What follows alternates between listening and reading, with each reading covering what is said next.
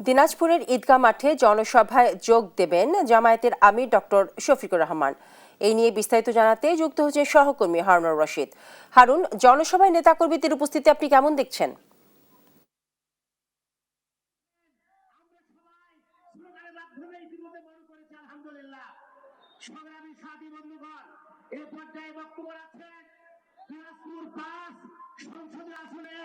সম্মানিত এমপি প্রার্থী স্বপ্না কলিবা খান সফরের অংশ হিসেবে দুপুর 2টায় দিনাজপুরে আসার কথা, এখনো তিনি আসেননি।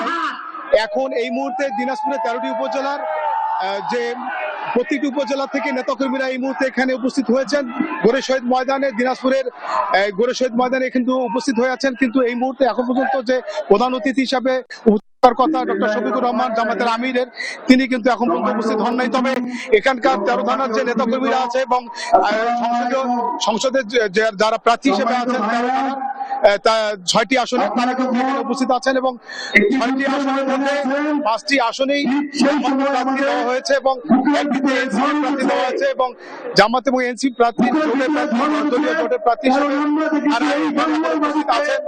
তাদের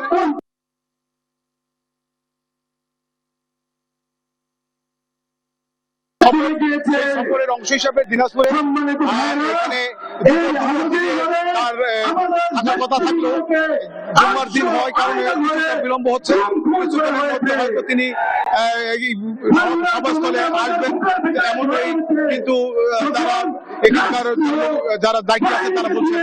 তো আমরা চেষ্টা করতেছি এই মুহূর্তে যে নেতাকর্মী যে পরিমাণে আসছে তাতে মাঠ কিন্তু পরিপূর্ণ হয়ে গেছে এবং এখানে নারী এবং পুরুষ যারা নেতাকর্মী আছে তারা কিন্তু সকলে এখানে আসছে।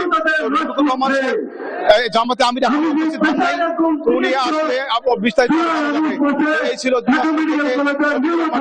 রহমানের আগমন উপলক্ষে জনসভা থেকে বিস্তারিত।